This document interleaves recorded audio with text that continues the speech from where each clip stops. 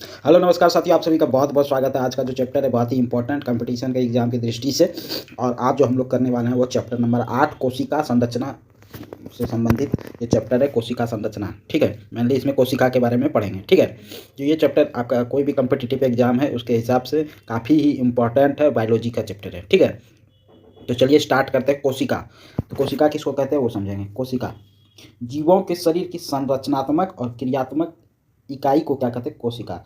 जो किसी भी जीव का संरचना है, मनुष्य का संरचना, उसकी संरचनात्मक और क्रियात्मक इकाई को क्या कहते हैं? कोशिका। कोशिका की खोज जो है रॉबर्ट हुक ने 1665 में किया था। कब किया था? रॉबर्ट हुक ने 1665 में जो है कोशिका की खोज की थी। देखिए, मुर्गी का अंडा जो होता है, इंपॉर्टेंट पॉइंट में, मुर्गी का अंडा वो एकल कोशिका होता है, इसमें सिंगल कोशिका होता है, सिंगल सेल होता है। ठीक है, मुर्गी के अंडे में कितना सेल होता है? Single cell. और कोशिका की खोज किसने किया था? रॉबर्ट हुक ने 1665 में। ठीक है, नेक्स्ट चलते हैं। कोशिका की संख्या, देखिए इस नोट्स को जो है ना 8, 9, 10 ये वाला नोट्स एक बार जरूर पढ़ लीजिएगा, पूरा प्लेलिस्ट को जरूर देख लीजिएगा। ठीक है, कोशिका की संख्या, मनुष्य के शरीर में कई खराब कोशिकाएं पाई जाती है जो आकृति एवं साइज में क्या होता है? भिन्न भिन्न होता है। कई मनुष्य के शरीर में बहुत सारी मल्टीपल सेल ऑर्गन है, तो मनुष्य का शरीर, उसमें कई खराब कोशिका भी पाई जाती है जो आकृति और साइज में क्या होता है? भिन्न भिन्न होता है। अब देखिए, कोशिका जो होता है वो एक कोशिके किसी किसी के बॉडी में एक कोशिका भी होता है, जैसे मुर्गी का अंडा ऊपर में पड़े, किसी किसी ऑर्गन में या बॉडी में बहुत सारी कोशिका भी होती है। तो जिसमें एक कोशिका होती है उसको एक कोशिकीय जीव कहते हैं, और जिसमें बहुत सारी कोशिका होती है उसे बहुकोशिकीय जीव कहते हैं। तो यहाँ पे उसका डिफिनेशन भी दिया गया है। तो वह जीव जिसका शरीर एक कोशिका से बना होता है उसको क्या कहते हैं? एक कोशिकीय जीव कहते हैं। क्या कहते हैं? एक कोशिकीय जीव कहते हैं। इसका एग्जाम्पल याद रखिएगा, एग्जाम्पल जो है अमीबा, पैरामीशियम और यूग्लिना, ये तीनों क्या है? एक कोशिकीय जीव है। ये तीनों याद रखिएगा, काफ़ी इंपॉर्टेंट है। एक कोशिकीय जीव कौन कौन? अमीबा, पैरामीशियम और यूग्लिना, ये तीनों याद रखिएगा। ठीक है, एक कोशिकीय जीव का एग्जाम्पल आपको एकदम याद रखना है। बहुकोशिकीय जीव किसको कहते हैं? तो वह जीव जिसका शरीर एक से अधिक कोशिकाओं से बना होता है उसको क्या कहते हैं? बहुकोशिकीय जीव कहते हैं। जिसमें से आपका मनुष्य हो गया, मुर्गी हो गया, घोड़ा हो गया। लेकिन बहुकोशिकीय जीव से भी ज़्यादा इंपॉर्टेंट आपको ये वाला एग्जाम्पल याद रखना कि एक कोशिकीय जीव कौन सा है? अमीबा, पैरामीशियम और यूग्लिना। ठीक है, नेक्स्ट चलते हैं। कोशिका की आकृति, कोशिका की आकृति, कोशिका की आकृति कैसी होती है? देखिए, एक कोशिकीय जीव अमीबा जिसकी आकृति अनियमित है। अमीबा की आकृति कैसी होती है? अनियमित। यह अपनी आकृति क्या करता है? बदलता रहता है। एवं इसके मुख्य शरीर के बाहर की ओर परिवर्तित लंबाई के प्रवर्ध उभरे हुए दिखाई देते हैं, जिसे क्या कहते हैं? पादाभ कहते हैं। ठीक है, तो ये यहाँ पे एक कोशिकीय जीव की आकृति कैसा होता है? अमीबा का, उसका अनियमित आकृति होता है। क्या होता है? अनियमित। कभी क्वेश्चन में पूछ गया तो एक कोशिकीय जीव अमीबा की आकृति कैसी होती है? तो अनियमित होती है। नोट पॉइंट में इंपॉर्टेंट फैक्ट में दिया गया है, या नोट पॉइंट देखिएगा। मनुष्य के रक्त में पाई जाने वाली श्वेत रक्त कोशिकाएं WBC भी एक कोशिकीय संरचना का क्या है? उदाहरण है। WBC में भी सिंगल सेल होता है। एक कोशिकीय संरचना का उदाहरण है जो आपकी आकृति बदल सकती है, जो आपकी अपनी आकृति क्या होता है? स्वयं की आकृति। WBC जो है अपना स्वयं की आकृति क्या कर सकता है? बदल सकता है। तो ये नोट पॉइंट में जो याद रखने वाला बात है कि मनुष्य के रक्त में जो पाया जाता है वाइट ब्लड सेल, वो क्या होता है? एक कोशिकीय संरचना। उसका संरचना कैसा होता है? एक कोशिकीय, जो क्या करता है? अपनी आकृति बदलते रहता है। ठीक है, अब नेक्स्ट चलते हैं। नेक्स्ट में तंत्रिका कोशिका और कोशिका के भित्ति, ये सब बेसिक बेसिक बातें हैं। पहले 8 क्लास में तो बेसिक बातें ही होती है, इसको समझना है। तंत्रिका कोशिका किसको कहते हैं? उसके बाद आप जब 9 का हम कराने लगेंगे, अभी तो 7 चैप्टर 8 चैप्टर हुआ है, 18 चैप्टर है, 10 चैप्टर और 8 का कराएंगे तो 10 वीडियो में। और उसके बाद जब 9 का कराएंगे तब आपका जो है मेन जो क्वेश्चन पूछा जाता है कंपटीशन में वो 9 और 10, 9 क्लास और 10th क्लास, 9th और 10th से जो क्वेश्चन पूछा जाता है वो मेन पूछा जाता है। और 8 क्लास आपको पढ़ना जरूरी है। ठीक है, पता ना, बेसिक बनाना है। तो तंत्रिका कोशिका किसको कहते हैं? तंत्रिका कोशिका संदेश प्राप्त करके उसका स्थानांतरण करता है। क्या करता है? स्थानांतरण करता है, जिसके द्वारा यह शरीर में नियंत्रण और समन्वय का कार्य करता है। किस चीज़ का? तंत्रिका कोशिका किस चीज़ का कार्य करता है? नियंत्रण का। शरीर का नियंत्रण कैसा रहेगा और उसके समन्वय का, नियंत्रण और समन्वय का कार्य करता है। और संदेश प्राप्त करने का करके, संदेश प्राप्त करके उसका स्थानांतरण करता है। कौन? तंत्रिका कोशिका। देखिएगा, अब है कोशिका भित्ति। तो कोशिका भित्ति किसको कहते हैं? कोशिका का ही पार्ट है कोशिका भित्ति। तो पादप कोशिका में, कोशिका भित्ति मुख्य रूप से पादप कोशिका में पाया जाता है, याद रखिएगा। कोशिका भित्ति जो होता है वो पादप कोशिका में पाया जाता है। तो पादप कोशिका में एक अतिरिक्त आवरण होता है। क्या होता है? एक अतिरिक्त आवरण, मतलब कोशिका झिल्ली के बाद भी एक आवरण होता है, जिसको क्या कहते हैं? कोशिका भित्ति कहते हैं। एक तो कोशिका झिल्ली है, उसके बाद फिर एक आवरण है, उसको क्या कहते हैं? कोशिका भित्ति कहते हैं। क्या कहते हैं? कोशिका भित्ति।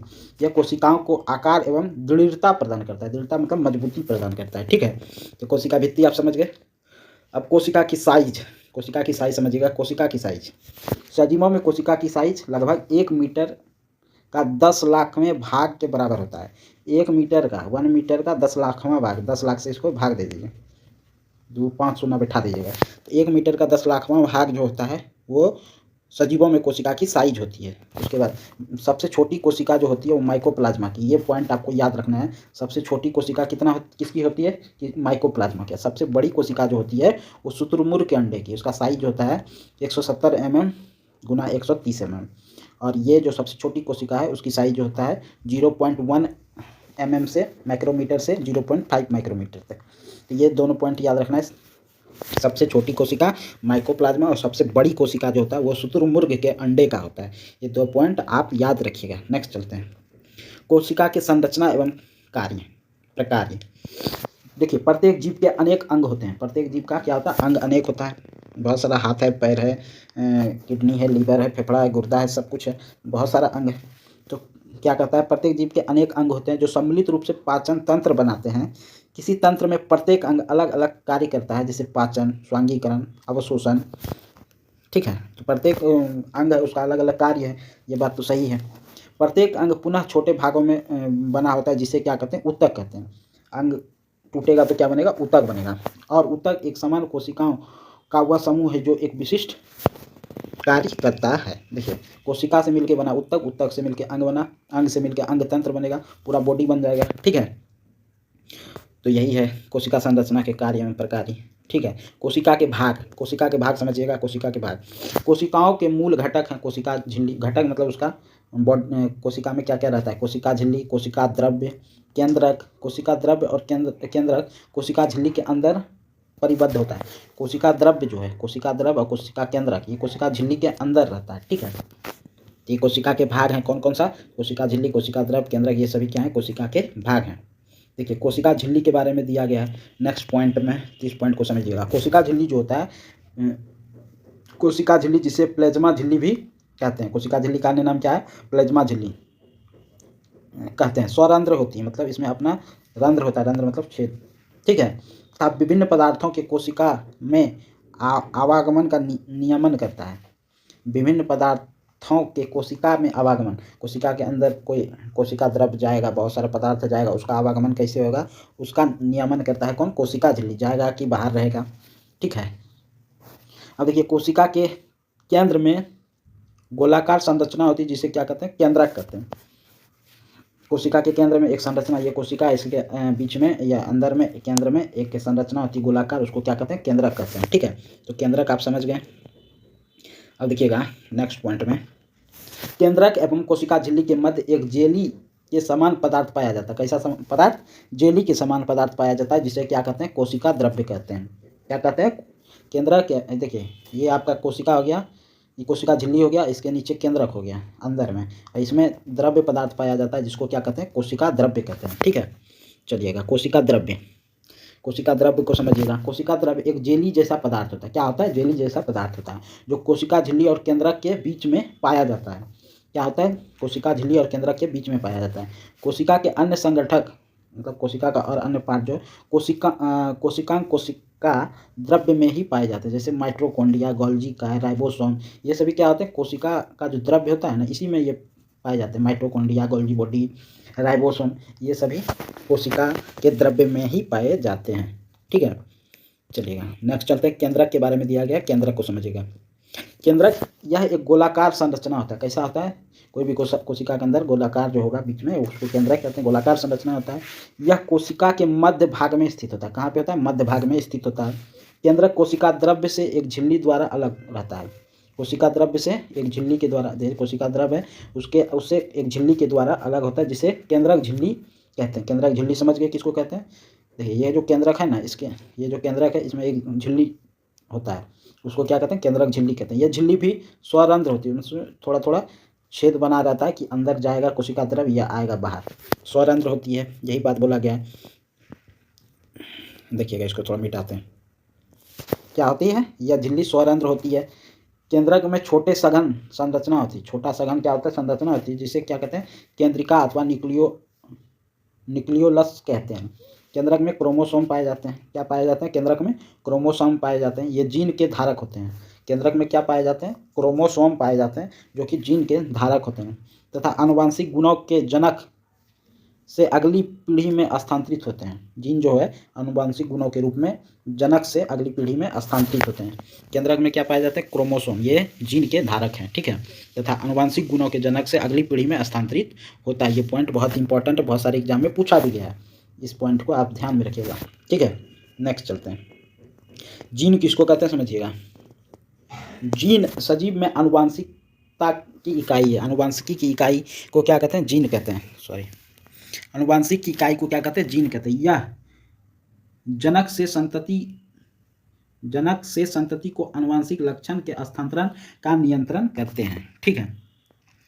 देखिए, कोई भी जनक कोशिका है, उससे फिर जो संतति कोशिका होती है उसमें यह जीन जो है जाता है। किसकी मदद से? केंद्रक की मदद से, ठीक है। नेक्स्ट चलते हैं। जीव द्रव्य किसको कहते हैं? जीव द्रव्य किसको कहते हैं? सजीव कोशिका के समग्र संगठक, सभी जो सजीव कोशिका उसका समग्र संगठक जो होता है वो जीव द्रव्य या प्रोटोप्लाज्म के नाम से जाना जाता है। जीव द्रव्य का एक अन्य नाम क्या है? प्रोटोप्लाज्म, ठीक है, प्रोटोप्लाज्म के नाम से जाना जाता है। इसमें कोशिका द्रव्य, केंद्रक द्रव्य दोनों सम्मिलित होते हैं। कोशिका द्रव्य और केंद्रक द्रव्य दोनों सम्मिलित होता है किसमें? जीव द्रव्य में, ठीक है। देखिएगा, यहाँ पे इंपॉर्टेंट पॉइंट है, जीव द्रव्य कोशिका का जीवित पदार्थ कहलाता है। क्या कहलाता है? जीव द्रव्य कोशिका का जीवित पदार्थ कहलाता है। अब नेक्स्ट चलेंगे। नेक्स्ट, प्रोकैरियोटिक एंड यूकैरियोटिक किसको कहते हैं ये समझिएगा। प्रोकैरियोटिक कोशिका किसे कहते हैं? इस तरह की कोशिका में केंद्रक सुसंगठित नहीं होते, मतलब केंद्रक बहुत संगठित रूप से नहीं होता है, मतलब नया नया केंद्रक होता है या ना के समान केंद्रक होता है। केंद्रक झिल्ली भी क्या होती है? केंद्रक नहीं होगा तो केंद्रक झिल्ली कहाँ से होगा? केंद्रक झिल्ली भी क्या होगा? अनुपस्थित होती है। इसमें कोशिका कांग झिल्ली द्वारा परिवर्ध नहीं होता। इसके उदाहरण है जीवाणु, नीलहरी शैवाल। तो प्रोकैरियोटिक कोशिका किसमें किसमें पाया जाता है? जीवाणु में, नीलहरी शैवाल में। इस दोनों ऑप्शन को आप याद रखिएगा। एनसीईआरटी का पॉइंट है कि किसमें किसमें प्रोकैरियोटिक कोशिका पाया जाता है। एक जीवाणु में, दूसरा नीलहरित शैवाल में। इस पॉइंट को आप ध्यान रखिएगा, ठीक है। और इसमें क्या नहीं पाया जाता है? केंद्रक नहीं पाया जाता है। कोशिका झिल्ली में क्या नहीं पाया, प्रोकैरियोटिक कोशिका में क्या नहीं पाया जाता है? केंद्रक सुसंगठित रूप से नहीं पाया जाता है। यूकैरियोटिक कोशिका में क्या होगा? तो देखिएगा, यूकैरियोटिक कोशिका, इसमें झिल्ली युक्त सुसंगठित केंद्रक पाया जाता है। प्रोकैरियोटिक में केंद्रक नहीं पाया जाता, लेकिन इसमें झिल्ली युक्त सुसंगठित केंद्रक पाया जाता है। इसमें इसके कोशिकांग झिल्ली द्वारा परिवर्ध होता है। जैसे प्याज की झिल्ली एग्जाम्पल में है।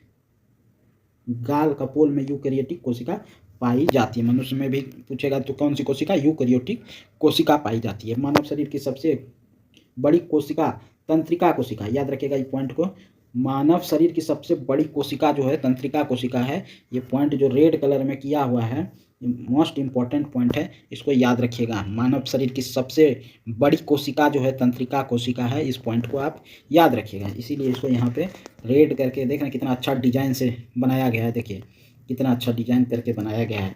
क्यों ऐसा किया गया है? क्योंकि ये पॉइंट जो है आपके हर एक एग्जाम में पूछा जाता है, जो कि इसी तरह किया गया है। 9 का भी, 10 का भी, जो भी कम्पिटिटिव एग्जाम है उसमें जो PDF बनाया गया है आपके लिए, इतना मेहनत करके, इतना लिख के, क्या लगता है इतना लिखने में कितना टाइम लगा होगा, कितना मेहनत लगा होगा? देख रहे हैं एक एक कलर करके इंपॉर्टेंट पॉइंट के साथ, तो कितना मेहनत लगा होगा। आप लोग थोड़ा शेयर कीजिए वीडियो को, ठीक है, क्योंकि इस तरह का फैक्ट जो है या फिर कंटेंट आपको और कहीं दिखने को नहीं मिलेगा। यूट्यूब पे, पूरा यूट्यूब पे खोज लीजिएगा।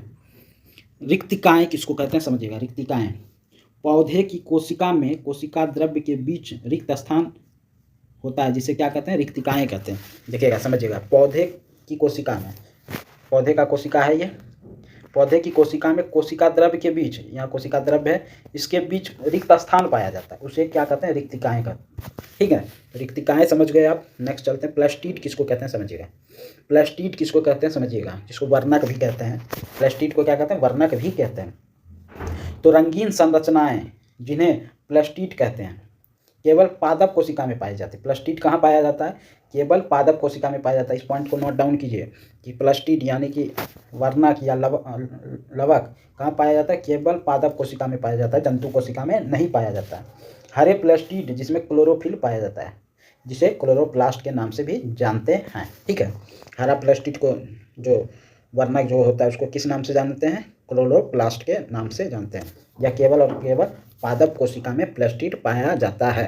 अब देखिए कुछ कोशिका, पादप कोशिका एवं जंतु कोशिका में अंतर क्या क्या है, इस पॉइंट को यदि आप कर लेते हैं, ये पॉइंट को, तो आपको एग्जाम में, किसी भी एग्जाम में, आप रेलवे का एग्जाम दे रहे हैं, एसएससी का दे रहे हैं, बीपीएससी का दे रहे हैं, कोई भी एग्जाम दे रहे हैं जहाँ जनरल साइंस पूछ रहा है, बीएसएससी का दे रहे हैं, या फिर आप सीटेट का एग्जाम दे रहे हैं पेपर 2 का साइंस से, तो आपको यहाँ से क्वेश्चन देखने को मिलेगा। देखिएगा क्या कहता है, केंद्रक जो होता है, केंद्रक ये कोशिका भित्ति के पास होता है।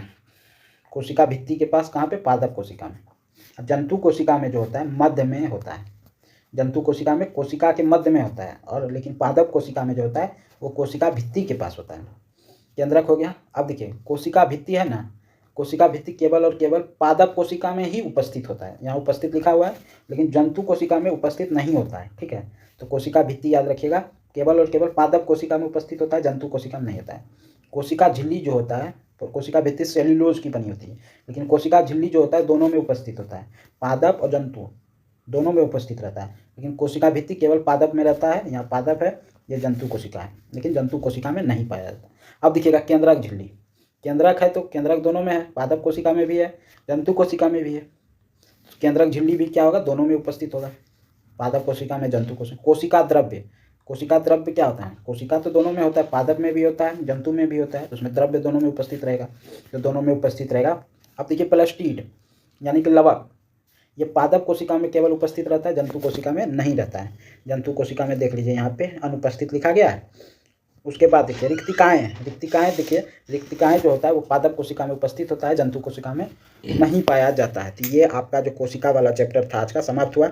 नेक्स्ट डे जो करेंगे ये भी बहुत इंपॉर्टेंट टॉपिक है, जंतु में जनन, जो चैप्टर नंबर 9 है एनसीईआरटी क्लास 8 का। ठीक है, तो इस चैप्टर को यदि करना है, और इससे पहले यदि नहीं किए हैं तो आप प्लेलिस्ट में जाके देख सकते हैं, सारा वीडियो प्लेलिस्ट में मिल जाएगा।